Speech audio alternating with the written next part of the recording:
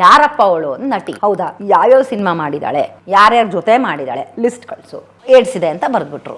AIDS ಇದೆ ಅಂತ ಬರ್ದಾಗ ಅದು ಸುಳ್ಳು ಸುದ್ದಿ ಆಗೋಯ್ತಲ್ಲ. ಆಮೇಲೆ ಯಾವ ನನ್ನ ಮಗ ನಾನು 5 ರೂಪಾಯಿ ನಿಮ್ಮ ಹತ್ರ ತಗೊಂಡಿದ್ದೀನಿ ಅಂತ ಏನಾದ್ರೂ ಯಾವನಾದ್ರೂ ಬಂದು ಪ್ರೂವ್ ಮಾಡಿಬಿಟ್ರೆ ನನಗೆ, ಹೌದು ನಾನು ರವಿ ಬೆಳಗೆರೆ ನನಗೆ ಆಫರ್ ಕೊಟ್ಟಿದ್ರು, ನಾನು ರಿಜೆಕ್ಟ್ ಮಾಡಿದ್ದೀನಿ ಅಥವಾ ಮಲಗಿದ್ದೀನಿ ಅಂತ ಯಾರೋ ಒಬ್ರು ಬಂದು ಒಂದು ಹೆಂಗ್ಸು ಬಂದು ನನಗೆ ಹೇಳಿದ್ರೆ, ಅವ್ರ ಮನೆಯಲ್ಲಿ ನಾನು ಅವಳು ಚಪ್ಪಲಿ ಸಮಾನವಾಗಿ ಕೆಲಸ ಮಾಡ್ತೀನಿ.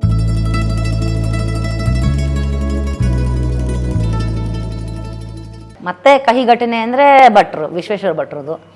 ಅವರು ತುಂಬ ಚೆನ್ನಾಗಿ ಅಣ್ಣ ಅಣ್ಣ ಅಂದ್ಕೊಂಡು ಬರೋರು, ಇವರು ಅವ್ರಿಗೆ ಅಣ್ಣ ಅನ್ನೋದು, ಅವ್ರು ಇವ್ರಿಗೆ ಅಣ್ಣ ಅನ್ನೋದು, ಆ ಥರ ಎಲ್ಲ ಇತ್ತು. ಆಮೇಲೆ ವಿಶ್ವ ಅಂತ ತುಂಬ ಇಷ್ಟಪಡೋರು ವಿಶ್ವೇಶ್ವರ ಭಟ್ರನ್ನ. ಅವ್ರ ನಡುವೆನೂ ಇವ್ರ ನಡುವೆನೂ ಮತ್ತೆ ಕ್ಲಾಶ್ ಆಯಿತು. ಯಾರೋ ಇನ್ನೊಬ್ಬರು ಇಂಟರ್ಫಿಯರೆನ್ಸಿಂದ, ಇನ್ನೊಬ್ಬ ರಿಪೋರ್ಟ್ರ್ ಇಂಟರ್ಫಿಯರೆನ್ಸಿಂದ ಇವರಿಬ್ಬರ ನಡುವೆ ಕ್ಲಾಶಸ್ ಆಯಿತು. ಅದಂಗೆ ಕ್ರಮೇಣ ಬೆಳೀತಾ ಹೋಗ್ಬಿಡ್ತು. ಅವರು ಬಿಡಲಿಲ್ಲ, ಅಪ್ಪನೂ ಬಿಡಲಿಲ್ಲ. ಸೊ ಅದು ಇದೆರಡು ಕಹಿ ಘಟನೆ. ಅಂದರೆ ತುಂಬ ಆತ್ಮೀಯರಿ ದೂರ ಆದಾಗ ಬೇಜಾರಾಗತ್ತಲ್ಲ. ಹಾಯ್ ಬೆಂಗಳೂರು ಬಂದಾಗ ಜನ ಸ್ವೀಕರಿಸ್ ಬಿಟ್ರು ಪಟ್ಟಂತ. ಹಾಂ ಹೌದು. ಏನಕ್ಕೆ ಅಂದರೆ ಒಂದು ಬ್ಲ್ಯಾಕ್ ಆ್ಯಂಡ್ ವೈಟು, ಯಾಕೆ ದುಡ್ಡು ಕಮ್ಮಿ ಆಗುತ್ತೆ, ಕಡಿಮೆನೂ ಆಗೋದು, and it is kind of attraction. Black and white ಪತ್ರಿಕೆ ಅಂತ ಅಂದರೆ ಕಲರ್ ನೋಡಿ ಜನಕ್ಕೆ ಇದೇನೋ ವಿಭಿನ್ನ ಅಂತ. ಕೆಲವರು ಹಾಯ್ ಬ್ಯಾಂಗ್ಳೂರ್ ಅಂತ ಸ್ಟಾರ್ಟ್ ಮಾಡಿದಾಗ ಅಪ್ಪನೇ ಈ ಅನೌನ್ಸ್ಮೆಂಟ್ ಬರುತ್ತಲ್ಲ ಇದು ಹೊಡೆದಾಗಿ, ಅದನ್ನ ಆಟೋನಲ್ಲಿ ಹತ್ಕೊಂಡು ಹಾಯ್ ಬ್ಯಾಂಗ್ಳೂರ್ ಅಂತ ಮಾರಿದ್ದಾರೆ ಅಪ್ಪನೇ ಆಟೋನಲ್ಲಿ. ಈಗ ಉದಾಹರಣೆ ಸಂಜೆವಾಣಿ ಸಿಗ್ನಲ್ ಎಲ್ಲ ಮಾಡ್ತಾರಲ್ಲ ಹಂಗೆ ಅಪ್ಪನೇ ಹಾಯ್ ಬ್ಯಾಂಗ್ಳೂರ್ ಅಂತ ಮಾರ್ಕೊಂಡು ಎಷ್ಟೋ ವಾರಗಳು. ಇನ್ನು ಸರ್ಕ್ಯುಲೇಷನ್ ಮ್ಯಾನೇಜರು ಅವರೆಲ್ಲ ಅಷ್ಟು ಆರ್ಥಿಕವಾಗಿ ಇಟ್ಕೊಳ್ಳೋ ಪರಿಸ್ಥಿತಿಲಿ ಇಲ್ಲದೆ ಇದ್ದಾಗ ಒಂದು ಆಟೋ ಮಾಡೋದು, ಒಂದು ಈ ಗೂಡ್ಸ್ ಗಾಡಿ ಥರ ಮಾಡೋದು, ಮಾಡಿಬಿಟ್ಟು ಪೇಪರ್ ತುಂಬ್ಕೊಳ್ಳೋದು. ಮೆಜೆಸ್ಟಿಕ್ಕು ಎಲ್ಲ ಸಿಗ್ನಲ್ಗಳಲ್ಲಿ ಹಾಯ್ ಬ್ಯಾಂಗ್ಳೂರ್ ಏನು ಹಾಯ್ ಬ್ಯಾಂಗ್ಳೂರ್ ಅಂದರೆ ಟೂತ್ಪೇಸ್ಟಾ ಕೋಂಬಾ ಅಂತೆಲ್ಲ ಕೇಳಿದ್ದಾರೆ ಕೆಲವರು. ಹಾಯ್ ಬ್ಯಾಂಗ್ಳೂರ್ ಅಂದರೆ ಏನು ಅಂತ ಆಮೇಲೆ ಗೊತ್ತಾಗಿದ್ದು ಹಾಯ್ ಬ್ಯಾಂಗ್ಳೂರ್ ಪತ್ರಿಕೆ ಅಂತ. 3 ತಿಂಗಳು ಬೇಕಾಯಿತು ಹಾಯ್ ಬ್ಯಾಂಗ್ಳೂರು ಇದು ಗೊತ್ತಾಗಕ್ಕೆ. 3 ತಿಂಗಳು ಜಾಸ್ತಿ ತುಂಬ ಎಳೆದು ಆಮೇಲೆ ಹೆಸರು ಮಾಡಿದ್ದು. 3 ತಿಂಗಳಲ್ಲಿ ಹಾಯ್ ಬ್ಯಾಂಗ್ಳೂರ್ ಬೂಮ್ ಕೊಟ್ಟೋಯ್ತು. ಏನದು ಕಂಟೆಂಟ್ ಮತ್ತು ಬರೆಯುವ ಶೈಲಿ. ಹೌದು, ಅವ್ರು ಬರೀತಾ ಇದ್ದಿದ್ದ ಕಾಲಮ್ಗಳು, ಅವ್ರು ಬರೀತಾ ಇದ್ದಿದ್ದ ರಿಪೋರ್ಟಿಂಗ್ ಶೈಲಿ ಕೊಲೋಕಿಯಲ್ ಆಗಿ ಬರೀತಾ ಇದ್ರು. ನೀವು ಕೂತ್ಕೊಂಡು ಮಾತಾಡ್ತಾ ಇದ್ದೀವಿ ಓದ್ತಾ ಇದ್ರೆ ಮಾತಾಡ್ತಾ ಇದ್ದೀವಿ ಅನ್ನೋ ಫೀಲ್ ಬರೋದು. ಹಂಗೆ ಬರೀತಿದ್ರಲ್ಲ, ಅದು ಹೊಸ ಶೈಲಿ. ಅದು ಹೊಸ ಶೈಲಿ. ಈಗ ನಾನು ಹೋಗುತ್ತಿದ್ದೇನೆ ಅಂತ ಬರೆದ್ರೆ ಅಟ್ರಾಕ್ಟ್ ಅನ್ಸಲ್ಲ. ನಾನು ಅಲ್ಲಿ ಹೋಗ್ತಿದ್ದೆ, ಆಗೇನಾಯ್ತು ಗೊತ್ತಾ, ಬರೆಯುವಾಗಲೇ ಹಂಗೆ ಬರೆದ್ಬಿಡೋದು. ಹಾಗೇನಾಯಿತು ಗೊತ್ತಾ ಅಂತ ಯಾರೂ ಬರೆಯಲ್ಲ. ನಾನು ಅಲ್ಲಿ ಹೋಗ್ತಿದ್ದೆ, ಅವಾಗ ಏನಾಗೋಯ್ತು ಗೊತ್ತಾ ಅಂದ್ಬಿಟ್ಟು ಕಂಟಿನ್ಯೂ ಮಾಡೋದು. ಕ್ವಾಲಿಫೈಯರ್ಸ್ ರಾಕ್ಷಸ ಸಾಂಪ್ ನೈಮ್ನ ಕತ್ತರಿಸ್ ಹಾಕದ. ಈಗ ನಿಮ್ಮ ತಂದೆಯವ್ರದ್ದು ಹೆಚ್ಚು ನೆಗೆಟಿವ್ ಟೈಟಲ್ಸ್ ಇರ್ತಿತ್ತು. ಸೊ ಏನಾಗುತ್ತೆ, ಪಟ್ಟದ ಅಟ್ರಾಕ್ಟ್ ಆಗುತ್ತೆ. ಸೊ ಈ vent behind negatives. Not negatives, ಅವ್ರು ಕೊಡ್ತಾ ಇದ್ದಿದ್ದು ಹೆಡ್ಲೈನ್ ಶುಡ್ ಬಿ ಅಟ್ರಾಕ್ಟಿವ್. ಯಾಕಂದ್ರೆ ಕಂಟೆಂಟ್ ಹಂಗಿದೆ ಒಳಗಡೆ. And if it is positive ಆಗೂ ಅದು ಅಷ್ಟೇ ಏನು ಕಣ್ಣು ಕುಕ್ಕಬೇಕು ಅಂತ ಹೆಡ್ಲೈನ್ಸ್ ಕೊಡೋರು. ಬಟ್ ಯೂಶಲಿ ಬರಿತಾ ಇದ್ದಿದ್ದೆ ಕ್ರೈಮು. ಅದ್ರಲ್ಲಿ ಪಾಸಿಟಿವ್ ಆಗಿ ಹೆಡ್ಲೈನ್ ಕೊಡುವಂಥದ್ದು ಏನೂ ಇರ್ತಿರ್ಲಿಲ್ಲ. ರೇಪ್ಗೆ ನೀವು ಯಾವ ಪಾಸಿಟಿವ್ ಹೆಡ್ಲೈನ್ ಕೊಡಕ್ಕೆ ಸಾಧ್ಯ, ಕೊಲೆಗೆ ಯಾವ ಪಾಸಿಟಿವ್ ಹೆಡ್ಲೈನ್ ಕೊಡಕ್ಕೆ ಸಾಧ್ಯ. ಸೊ ಅವ್ರು ಕೊಡ್ತಾ ಇದ್ದಿದ್ದು ಹೆಡ್ಲೈನೇ ಓದಬೇಕಿದನ್ನ ಅಂತ ಅನ್ಸ್ಬೇಕು. ಅದು ಅಲ್ಲಿ ಸ್ಟಾಲಲ್ಲಿ ನೇತಾಗ್ತಿದೆ ಅಂತಂದ್ರೆ ಅದ್ರ ಹೆಡ್ಲೈನ್ ನೋಡೇ ಜನ ತಗೋಬೇಕು.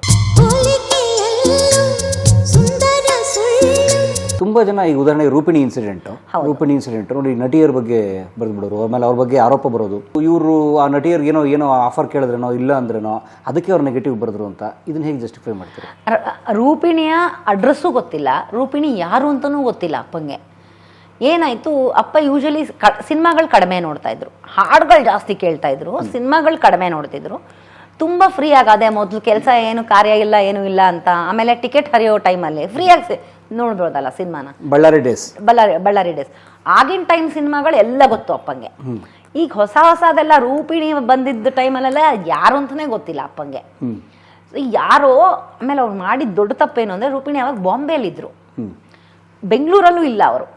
ಆಮೇಲೆ ಅಪ್ಪ ಯಾವತ್ತೂ 0 ಗ್ರೌಂಡ್ ರಿಪೋರ್ಟಿಂಗ್ ಮಾಡದೆ, ಅಂದರೆ ಆ ಜಾಗಕ್ಕೆ ಹೋಗಿ ಪತ್ತೆ ಮಾಡಿ ಅದು ಸತ್ಯನ ಸುಳ್ಳ ಅದನ್ನು ತಿಳ್ಕೊಂಡು ಬರೆಯುವಂಥದ್ದು. ಪಕ್ಕ ಪಕ್ಕಾ ಹಾರ್ಸಸ್ ಮೌತ್ ಇನ್ಫಾರ್ಮೇಶನ್ ಅಂತೀವಲ್ಲ ಹಂಗೆ ಕೊಟ್ಬಿಟ್ರು ಯಾರೋ. ಇಲ್ಲ ಬಾಸ್ ಇದು ಗ್ಯಾರಂಟಿ ಅವಳಿಗೆ ಇದೆ ಅಂತ. ಯಾರಪ್ಪ ಅವಳು? ನಟಿ.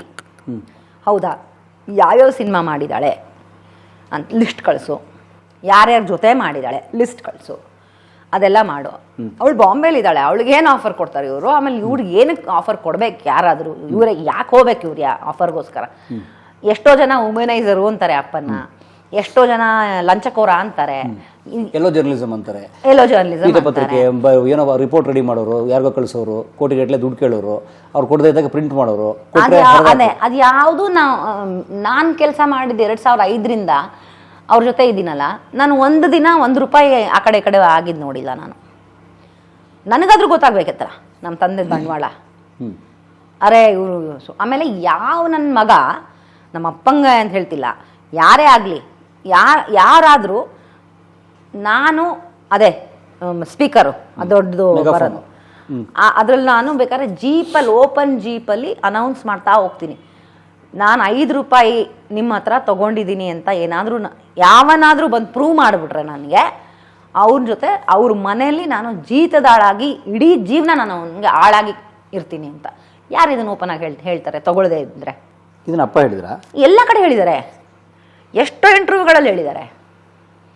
ನಾನು ಅವ್ರ ಮನೇಲಿ ಜೀತದಾಳಾಗಿ ಕೆಲಸ ಮಾಡ್ತೀನಿ, ₹5 ಬೇಡ ₹1 ತೊಗೊಂಡಿದ್ದೀನಿ ಅನ್ನೋದು ಯಾವ ನಾನು ಹೇಳ್ಬಿಡ್ಲಿ ನಾನು ತೊಗೊಂಡಿದ್ದೀನಿ ಹೌದು ಅಂತ, ಅಥವಾ ಯಾವುದಾದ್ರೂ ಒಂದು ಹೆಂಗಸು ಬಂದು ಹೌದು ನಾನು ರವಿ ಬೆಳಗೆರೆ ನನಗೆ ಆಫರ್ ಕೊಟ್ಟಿದ್ರು ನಾನು ರಿಜೆಕ್ಟ್ ಮಾಡಿದ್ದೀನಿ ಅಥವಾ ಮಲಗಿದ್ದೀನಿ ಅಂತ ಯಾರೋ ಒಬ್ರು ಬಂದು ಒಂದು ಹೆಂಗಸು ಬಂದು ನನಗೆ ಹೇಳಿದ್ರೆ ಅವ್ರ ಮನೆಯಲ್ಲಿ ನಾನು ಅವಳು ಚಪ್ಪಲಿ ಸಮಾನವಾಗಿ ಕೆಲಸ ಮಾಡ್ತೀನಿ ಅಂತ ಯಾರು ಅನೌನ್ಸ್ ಮಾಡ್ತಾರೆ?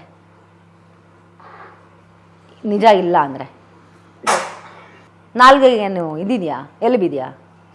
ಬಾಯಿಗೆ ಬಂದಂಗೆ ಮಾತಾಡ್ಬೋದು, ನಾನು ಹೇಳ್ಬೋದು. ರೂಪಿಣಿ ಇನ್ಸಿಡೆಂಟ್ ಏನಾಯ್ತು? ಏನ್ ಬರ್ದಿದ್ರು ರೂಪಿಣಿ ಬಗ್ಗೆ? ರೂಪಿಣಿ ಬಗ್ಗೆ ಏನಾಗೋಯ್ತು, ಈ ಇನ್ಫಾರ್ಮೇಶನ್ ಯಾರು ಕೊಟ್ಟರೋ ಅವರು ನಂಬಿಟ್ರು ಅಪ್ಪ ಅದನ್ನ. ಓ ಇದೊಂದು ಬೂಮ್ ಸ್ಟೋರಿ, ಇದು ಯಾವುದೋ ಒಂದು ಆಕ್ಟ್ರೆಸ್. ಆಮೇಲೆ ಫೋಟೋ ಎಲ್ಲ ನೋಡಿದ್ರು ಅಪ್ಪ, ಇದೆಲ್ಲ ಅವಾಗೆಲ್ಲ ಹಾರ್ಡ್ ಕಾಪಿ ಫೋಟೋಸು, ಪ್ರಿಂಟೆಡ್. ಹೌದು, ಪ್ರಿಂಟು. ಸೊ ಆ ಫೋಟೋಸ್ ಎಲ್ಲ ನೋಡಿದ್ರು, ಮುದ್ದಾಗಿದ್ದಾಳೆ ಚೆನ್ನಾಗಿದ್ದಾಳೆ ಅಂತೆಲ್ಲ ಹೇಳಿ, ಅಯ್ಯೋ ಇವಳಿಗೆ ಹಿಂಗಾಯ್ತಾ ಅಂತ ಅವರು ಏಡ್ಸಿದೆ ಅಂತ ಬರೆದ್ಬಿಟ್ರು. ಏಡ್ಸಿದೆ ಅಂತ ಬರೆದಾಗ ಅದು ಸುಳ್ಳು ಸುದ್ದಿ ಆಗೋಯ್ತಲ್ಲ, ಅವಳಿಗಿಲ್ವೇ ಇಲ್ಲ. ಅವಾಗ ಅವಳಿಗೆ ಬಾಂಬೆಲಿದ್ದಾಳೆ, ಅವಳು ಕನ್ನಡ ಬರುತ್ತೆ, ಯಾಕಂದ್ರೆ ವಿಷ್ಣು ಸರ್ ಸಿನಿಮಾ ಮಾಡಿದ್ದಾರೆ, ತುಂಬ ಮಾಡಿದಾಳಲ್ಲ ಜೊತೆಲಿ. ಸೊ ನ್ಯೂಸ್ ಸುದ್ದಿ ಅವಾಗ ಹಾಯ್ ಬೆಂಗಳೂರು ಬೂಮಲ್ಲಿತ್ತು. ಆ ರೂಪಿಣಿ ಕೇಸ್ ಬಂದ ತಕ್ಷಣ ಜನ ಫುಲ್ ರೂಪಿಣಿಗೆ ಏಡ್ಸಿದೆ ಅಂತ ರವಿ ಬೆಳಗೆರೆ ಬರೆದಿದ್ದಾರೆ ಅಂದಮೇಲೆ ಖಂಡಿತ ಏಡ್ಸಿದೆ ಅವಳಿಗೆ ಅನ್ನೋ ಥರ ಸುದ್ದಿ ಹರಡ್ಬಿಡ್ತು. ಅವಳೊಂದು ಸಿನಿಮಾಗೆ ತೊಗೋಬೇಕೋ ಬೇಡವೋ ಅನ್ನೋ ಥರ ಎಲ್ಲ ಯೋಚನೆ ಮಾಡೋದು, ಆ ಥರ ಎಲ್ಲ ಆಗೋಯ್ತು. ಕೊನೆಗೆ ಜೈ ಜಗದೀಶ್ ಅವರು ಮತ್ತು ಅವ್ರು ಮೇಯ್ನಾಗಿ ನೆನಪಿರೋದು ನನಗೆ, ಮತ್ತು ರೂಪಿಣಿ ಅವರು ಎಲ್ಲ ಬೆಂಗಳೂರಿಗೆ ಬಂದು, ಅಂದರೆ ರೂಪಿಣಿ ಬೆಂಗಳೂರಿಗೆ ಬರ್ತಾರೆ ಬಾಂಬೆಯಿಂದ ಬಂದು ಪ್ರೆಸ್ ಮೀಟ್ ಮಾಡ್ತಾರೆ. ಪ್ರೆಸ್ ಮೀಟಿಗೆ ಅಪ್ಪನೂ ಹೋಗ್ತಾರೆ. ಅಪ್ಪ ಹೋಗಿ ಕ್ಷಮೆ ಕೇಳಿ ಮುಂದಿನ ವಾರನೇ ರೂಪಿಣಿ ಬಗ್ಗೆ ನಾನು ಮಾಡಿರೋ ನನ್ನ ಮೊದಲನೆಯ ಮತ್ತು ಕೊನೆಯ ತಪ್ಪು ಇದೊಂದೇ ಆಗಿರುತ್ತೆ, ರೂಪಿಣಿಯವರು ನನ್ನನ್ನು ಕ್ಷಮಿಸಬೇಕು ಅಂತ ಹೇಳಿ ಒಂದು ಆರ್ಟಿಕಲ್ ಮಾಡಿ, ನಾನು ಬರೆದಿದ್ದ ತಪ್ಪು, ಇನ್ಫಾರ್ಮೇಷನ್ ತಪ್ಪು, ನಾನೇ ಝೀರೋ ಗ್ರೌಂಡ್ ರಿಪೋರ್ಟ್ ಮಾಡಿದರೆ ಈ ಖಂಡಿತ ಇದು ಆಗ್ತಿರಲಿಲ್ಲ. ಇದೊಂದು ನನಗೆ ಪಾಠ ಕಲಿಸ್ತು. ಪ್ರತಿಯೊಬ್ಬ ಒಂದೇನೋ ಒಂದು ತಪ್ಪು ಮಾಡ್ತಾನೆ, ಅದೊಂದನ್ನು ನೀವು ಹೊಟ್ಟೆಗೆ ಹಾಕ್ಕೊಳ್ಳಿ ಅನ್ನೋ ಥರ ಅಪ್ಪ ಬರೆದ್ರು ಇದನ್ನು ಹಾಯ್ ಬ್ಯಾಂಗ್ಳೂರ್ಗೆ. ಬರೆದಾದ್ಮೇಲೆ ಅವರಿಬ್ಬರು ಫೋನ್ ಕಾಂಟ್ಯಾಕ್ಟಲ್ಲ ಎಷ್ಟೋ ಫ್ರೆಂಡ್ಸಾಗಿ ಆಗಿಬಿಟ್ಟಿದ್ರು. ರೂಪಿಣಿ ಫೋನ್ ಮಾಡೋದು, ಅಪ್ಪಂಗೆ ಫೋನ್ ಮಾಡೋದು, ಆ ಥರ ಹೋಗೇ ಬಿಟ್ಟರು ಅಪ್ಪ ಬಾಂಬೆಗೆ. ಇನ್ನೂ ಆ ಫೋಟೋ ಇದೆ ನಮ್ಮ ಹತ್ರ. ಅವರು ಜೋಕಾಲಿ ಮೇಲೆ ಕೂತಿದ್ದಾರೆ ರೂಪಿಣಿಯವರು, ಅಪ್ಪ ಕೆಳಗೆ ಅವಳು ಕಾಲ ಹತ್ರ ಕೂತಿದ್ದಾರೆ ಮಾತಾಡಿಕೊಂಡು, ತಪ್ಪಾಗೋಯ್ತಮ್ಮ ನಾನು ಹಿಂಗೆ ಮಾಡಿದೆ ಅಂತ ಹೇಳಿ. ಬರೆದಾದ್ಮೇಲೆ ಆ ಆರ್ಟಿಕಲ್ ತೊಗೊಂಡು ಹೋಗಿ ನೋಡು ಸಾರಿ ಕೇಳ್ಕೊಂಡು ಬರೆದಿದ್ದೀನಿ, ಬರೀ ಒಂದು ಬಾಕ್ಸ್ ಐಟಮ್ ಅಲ್ಲ, ಒಂದು ಇಡೀ ಆರ್ಟಿಕಲ್ ಮಾಡಿಟ್ಟಿದ್ದೀನಿ, ಸಾರಿ ಅಂತ, ತೊಗೊಮ್ಮ ಇದನ್ನು ತೊಗೊ ಅಂತ. ಆ ಫೋಟೋ ಇನ್ನೂ ನಮ್ಮ ಹತ್ರ ಸಿಸ್ಟಮಲ್ಲಿ ಇರಬೇಕು. ಮೊನ್ನೆ ಸಿಸ್ಟಮ್ ಕ್ರ್ಯಾಶ್ ಆಗೋಯ್ತು ನಮ್ಮದು, ಎಷ್ಟು ಫೋಟೋಸ್ ಹೋಯ್ತು ಗೊತ್ತಾ, ಸುಮಾರು ಹೋದ್ವಲ್ಲ ನಾವು, ತುಂಬ ಹೋದ್ವು, ಡಾಕ್ಯುಮೆಂಟ್ಸ್ ಎಲ್ಲ ಹೋಯ್ತು. ಆ ಫೋಟೋಸ್ ಎಲ್ಲ ಅಂದರೆ ಅವಾಗ ಹಾರ್ಡ್ ಕಾಪಿ ತೆಗೆದಿಟ್ಟಿದ್ರೆ ಇರಬಹುದು. ಆ್ಯಂಡ್ ಅಂದರೆ 2-3 ಸಿಸ್ಟಮ್ ಇತ್ತು, ಒಂದು ಕ್ರ್ಯಾಶ್ ಆಗಿದೆ. ಇನ್ನು ಬೇರೆದ್ರಲ್ಲಿ ಏನಾದರೂ ರೂಪಿಣಿದಿದ್ರೆ ನಾನು ನಿಮಗೆ ಕೊಡ್ತೀನಿ ಅದನ್ನು ಫೋಟೋನ. ಹಾಗಾದರೆ ಬೆಳಗೆರೆಯವರು ದುಡಿದ ಪ್ರತಿ ರೂಪಾಯಿ ಅಥವಾ ಕೋಟಿಗಟ್ಟಲೆ ಆ ಸಾಮ್ರಾಜ್ಯ ಎಲ್ಲವೂ ಅಕ್ಷರ, ಅಥವಾ ಪತ್ರಿಕೆಯ ವ್ಯಾಪಾರ ಅಲ್ಲ, ಅಕ್ಷರ ಕೈ ಹಿಡಿತು. ಅದು ಅವ್ರದ್ದು ಇದೇ ಬಿಡಿ, ಅವರ ಸರಸ್ವತಿ ಪುತ್ರನೇ ಅವರು. ಅಕ್ಷರ ಒಂದು ಕೈ ಹಿಡಿತು. ಮತ್ತು ನಾನು ಆಗಲೇ ಹೇಳ್ದಂಗೆ ವಾಗ್ಮಿ ಮಾತು, ಅವರು ಮಾತೇ ಕೇಳಿಸ್ಕೊಳ್ತಾ ಇದ್ರೆ ನೀನು ಎಷ್ಟು ಗಂಟೆ ಸ್ಪೀಚ್ ಮಾಡಿದ್ರು ಕೆಲವರು ಬೋರು ಅನ್ನೋ ಹಂಗೆ ಆ ಥರದ್ದು ಯಾವ ಕಂಟೆಂಟು ಅವ್ರು ಮಾತಾಡ್ತಿರ್ಲಿಲ್ಲ.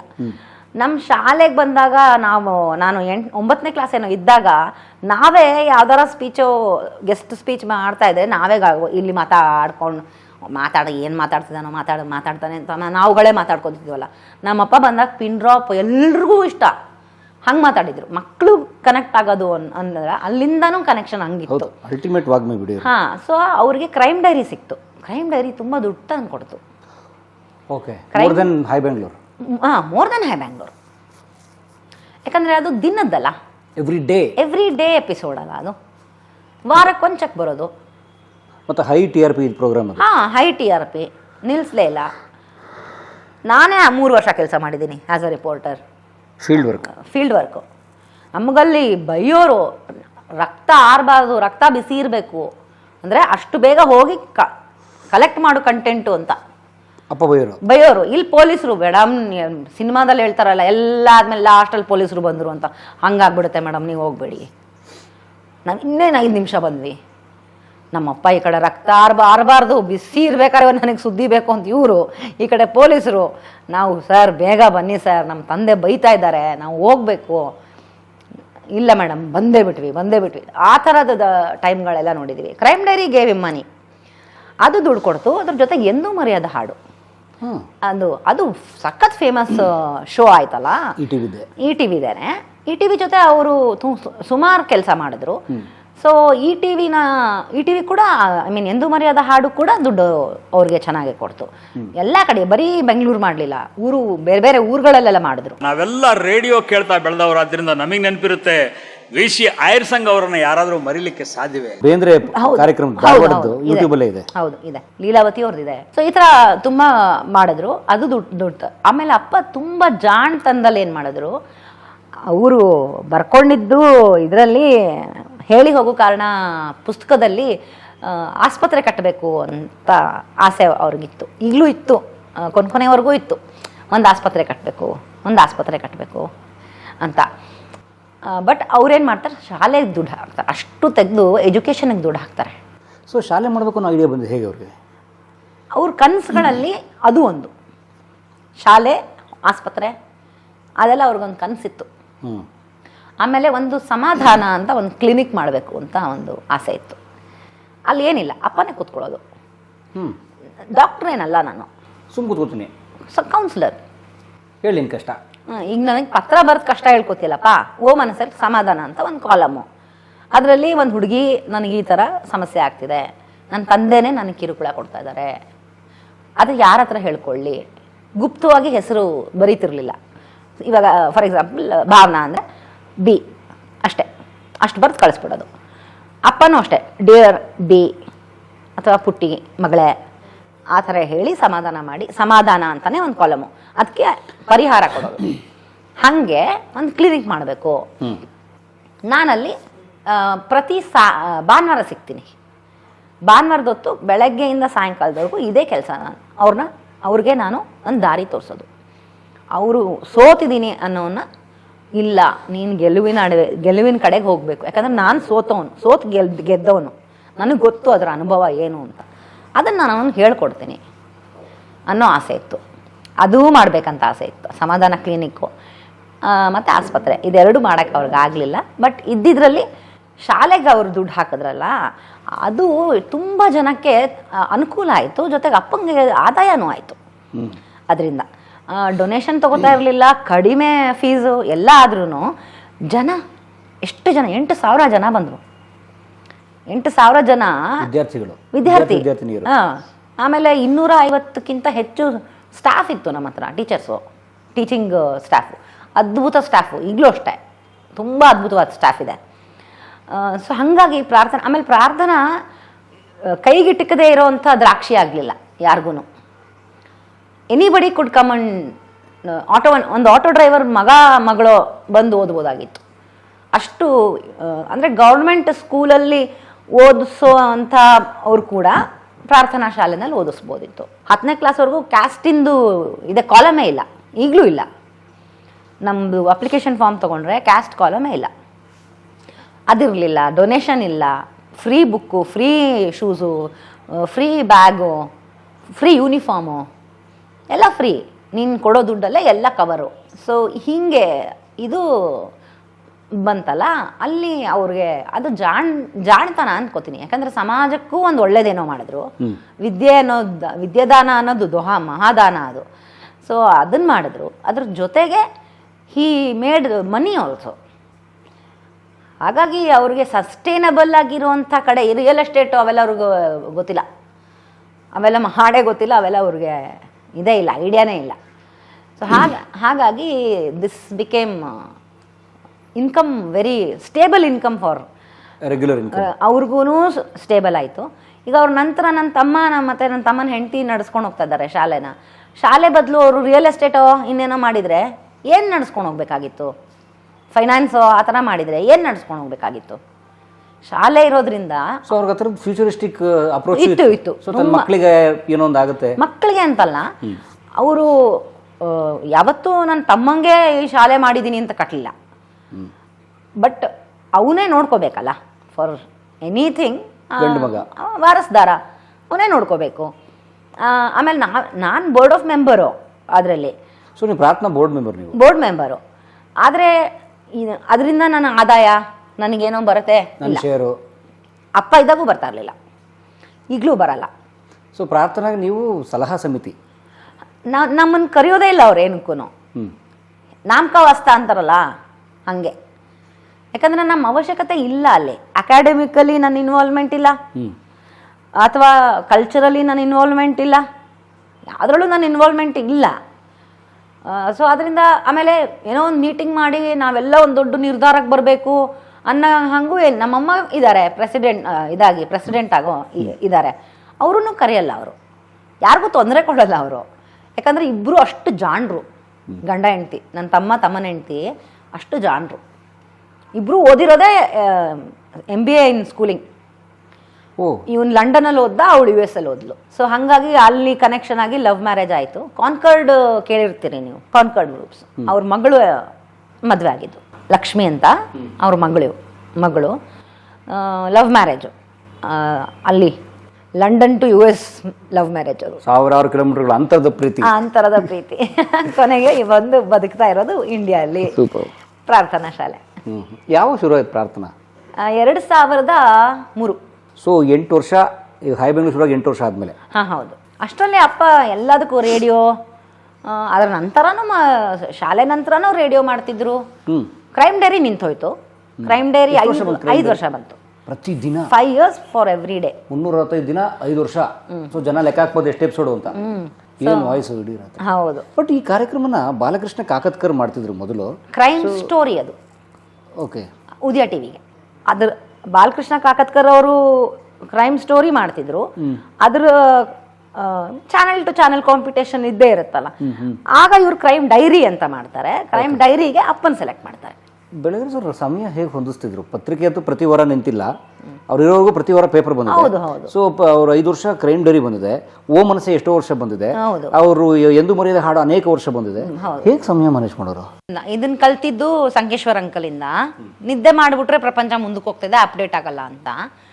ಆಮೇಲೆ ಅದೇ ಪತ್ರಿಕೆ ಓದಬೇಕಾದ್ರೆ ನೀನು ಒಂದು ದಿನಪತ್ರಿಕೆ ಓದ್ತೀಯ, 10 ನಿಮಿಷ 15-20 ನಿಮಿಷ ತಗೋತೀಯ ಒಂದು ಪೂರ್ತಿ ಎಲ್ಲ ಓದೋಕ್ಕೆ ಅಪ್ಡೇಟ್ ಆಗೋಕ್ಕೆ ಅಂತಂದರೆ, ಚೇರ್ ಮೇಲೆ ಕೂತ್ಕೊಂಡು ಹೋದ್ರೆ 15-20 ನಿಮಿಷ ವೇಸ್ಟೇ.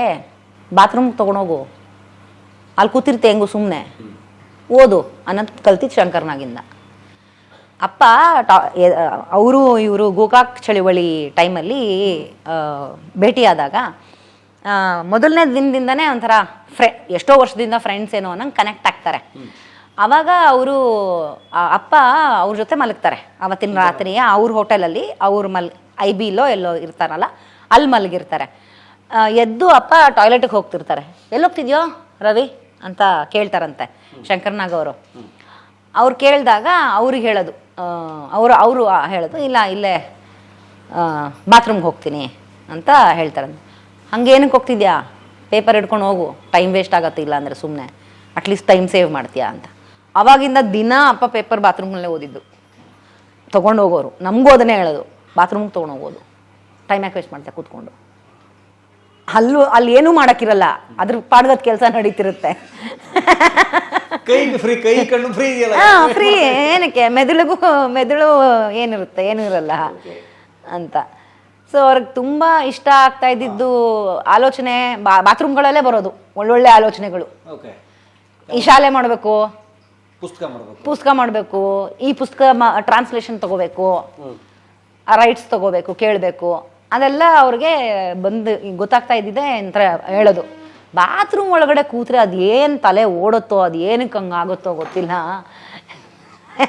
ಅಂತ ಯಾವಾಗೋ ಹೇಳೋರು. ಯಾಕೆ ಭಯ ಅಂದರೆ ಬಡತನದಲ್ಲಿ ಬದುಕಿ ನೋವು, ದುಃಖ, ಕಷ್ಟ, ಹಸಿವು ಅನುಭವಿಸಿ ಅವ್ರಿಗೆ ಕಾಡ್ತಿತ್ತು ಅದು. ಅಂದರೆ ನಾನು ನಿದ್ರೆ ಮಾಡಿಬಿಟ್ರೆ ನನ್ನ ಸಂಪಾದನೆ ಕಡಿಮೆ ಆಗುತ್ತಾ, ಅಥವಾ ಅಪ್ಡೇಟ್ ಆಗಲಿಲ್ಲ ಅಂದರೆ ನನಗೆ ನಮ್ಮ ಕಾಂಪಿಟೇಟರ್ ಯಾರನ್ನ ಬಂದ್ಬಿಡ್ತಾನ. ಸೊ ಯಾಕಿತ್ತು is that a psychological issue? ಇಲ್ಲ, it is not psychological issue. It was always about him not getting out from the spotlight. ನಾನು ಏನೇ ಮಾಡಿದ್ರು ಒಂದು ವಿಭಿನ್ನ, ಅದನ್ನು ಇಮಿಟೇಟ್ ಮಾಡಬೇಕೇ ಹೊರತು ನಾನು ಯಾರನ್ನೂ ಇಮಿಟೇಟ್ ಮಾಡಬಾರ್ದು. ಕಲಿಯೋದು ಯಾರಿಂದ ಬೇಕಾದ್ರೂ ಕಲಿತೀನಿ, ಕಲಿಯೋದಕ್ಕೆ ನನಗೇನೂ ಅಭ್ಯಂತರ ಇಲ್ಲ. ಯಾರು ಒಳ್ಳೇದೇನು ಹೇಳ್ತಾರೆ ಅದು ನನಗೆ ಒಳ್ಳೇದು ಅನಿಸಿದ್ರೆ ಅದನ್ನು ಪಾಲಿಸ್ತೀನಿ. ಆದರೆ ಸ್ಪಾಟ್ಲೈಟಿಂದ ನಾನು ಆಚೆ ಬರೋಕ್ಕೆ ನನಗಿಷ್ಟ ಇಲ್ಲ. ರವಿ ಬೆಳಗೆರೆಯವರು ಇದನ್ನು ಆಲ್ರೆಡಿ ಮಾಡಿಬಿಟ್ಟಿದ್ರು ಅಂತಲೇ ಹೇಳಬೇಕು. ಈಗ ಹಂಗೆ ನೋಡೋಕೆ ಹೋದರೆ ಅವ್ರದ್ದು ಇದನ್ನು ನೋಡಿ ನೀವು ಯೂಟ್ಯೂಬಲ್ಲೆಲ್ಲ ಸ್ಟ್ಯಾಂಡಪ್ ಕಾಮಿಡಿ ಅವಾಗೇ ಮಾಡಿದ್ದಾರೆ ಅವರು. ಕೆಲವು ಭಾಷಣಗಳಲ್ಲಿ ಅವ್ರು ಮಾತಾಡ್ತಾ ಇದ್ರೆ ಜನ ಗೋ ಹೊಳೋ ಓ ಅಂತ ನಕ್ಕಿರೋದೆಲ್ಲ ಇದೆ. ಆ ಪನ್ ಇತ್ತಲ್ಲ, ಪಂಚ್ ಕೊಡೋರಲ್ಲ ಮಧ್ಯದಲ್ಲಿ, ಅದು ಸಖತ್ತಿತ್ತು. ಅದಾದ್ಮೇಲೆ ಕೊನೆಗೆ ನಾನು ಹೇಳಿದೆಲ್ಲ ಇಷ್ಟೊತ್ತವರೆಗೂ ಎಲ್ಲ ಸುಳ್ಳು, ಇದನ್ನು ನಂಬೇಡಿ ಅಂತ ಹೇಳಿ ಬಂದ್ಬಿಡೋದು. ಏನು ಹೇಳ್ಬೇಕೋ ಎಲ್ಲ ಹೇಳ್ಬಿಡೋದು. ನಾನು ಹೇಳಿದೆಲ್ಲ ತಮಾಷೆಗಾಗಿ, ಯಾವುದನ್ನು ನಂಬ್ಕೋಬೇಡಿ ಅಂತ ಆ್ಯಕ್ಚುಲಿ ಎಲ್ಲ ಹೇಳ್ಬಿಡ್ಬೇಕು. ಆಮೇಲೆ ಈ ಥರ ಹೇಳ್ಬಿಟ್ಟು ಬಂದ್ಬಿಡೋದು. ಇಂಥವೆಲ್ಲ ಮಾಡೋರು ಟ್ರಿಕ್ಕಿಯಾಗಿ. ಸೊ ಅದೆಲ್ಲ ಜನಕ್ಕೂ ಗೊತ್ತು, ನೀನು ಹೇಳಿದೆಲ್ಲ ನಿಜ, ಆದರೆ ಲಾಸ್ಟಲ್ಲಿ ಇದೊಂದು ಲೈನ್ ಹೇಳಿ ಹೋಗ್ತಾ ಇದೆಯಾ ನೀನು ಅನ್ನೋ ಥರ ಬರಬೇಕದು. ಹೇಳ್ದಂಗೂ ಇರಬೇಕು, ಹೇಳದೇ ಇದ್ದಂಗೂ ಇರಬೇಕು. ಆಮೇಲೆ ಇನ್ನೊಂದು ಮಾಡೋರು, ನಾನು ತಜಿಕಿಸ್ತಾನು, ಪಾಕಿಸ್ತಾನು, ಆಮೇಲೆ ಅಫ್ಘಾನಿಸ್ತಾನು, ಉಗಾಂಡ ದೇಶ ಏನು ಜನ ಆ ದೇಶ ಬಿಟ್ಟು ಬರಬೇಕು. ಆ ಟೈಮಲ್ಲಿ ನಾನು ಆ ದೇಶ ನುಗ್ತಾ ಇದ್ದೆ, ಅಂಥ ದೇಶಗಳಿಗೆ ನಾನು ನುಗ್ತಾ ಇದ್ದೆ. ನಾನು ಯಾವತ್ತು ಅಮೇರಿಕಾಗೆ ಹೋಗ್ತೀನಿ, ಯುರೋಪ್ ಹೋಗ್ತೀನಿ, ಹಂಗೆ ಮಾಡ್ತೀನಿ, ಆ ಶೋಕಿ ಮಾಡ್ತೀನಿ, ಅಂಥ ಜಾಗಗಳಿಗೆ ನಾನು ಹೋಗೇ ಇಲ್ಲ, ನಾನು ಹೋಗೋಕ್ಕೆ ಬಯಸೋದು ಇಲ್ಲ. ಇಂಥ ಜಾಗಗಳಿಗೆ ಹೋಗ್ತಿದ್ದೆ. ಅದೇನು ದೊಡ್ಡ ವಿಷಯ ಅಲ್ಲ ಬಿಡಿ ಅಂತ ಅವರೇ ಹೇಳ್ಬಿಡೋದು. ಆ್ಯಕ್ಚುಲಿ ದೊಡ್ಡ ವಿಷಯ ಅದು. So he is very smart. ನಮಗೆ ಅಲ್ಲ ಅಂದರೆ ಇವನ ಬಗ್ಗೆ ಇವನೇ ಕೊಚ್ಕೊತಾ ಇದ್ದಾನೆ ಅಂತ ಅನ್ಸೋ ಟೈಮಲ್ಲಿ ಅದೆಲ್ಲ ಏನು ದೊಡ್ಡದಲ್ಲ, ನೀವು ಮಾಡ್ಬೋದು ಬಿಡಿ ಅಂದ್ಬಿಟ್ರೆ, ಅರೆ ನಾವು ಹೆಂಗ್ರಿ ಮಾಡೋಕ್ಕಾಗತ್ತೆ, ನೀವು ಮಾತ್ರ ಮಾಡೋಕ್ಕೆ ಸಾಧ್ಯ ನಮ್ಗೆ ಅನ್ಸ್ಬೇಕು ಅವಾಗ. ಈ ಥರದ್ದೊಂದು ಟ್ರಿಕ್ಕಿಯಾಗಿ ಮಾತಾಡೋದಿತ್ತಲ್ಲ, ಅದಿಷ್ಟ ಆಗೋದು ಜನಕ್ಕೆ.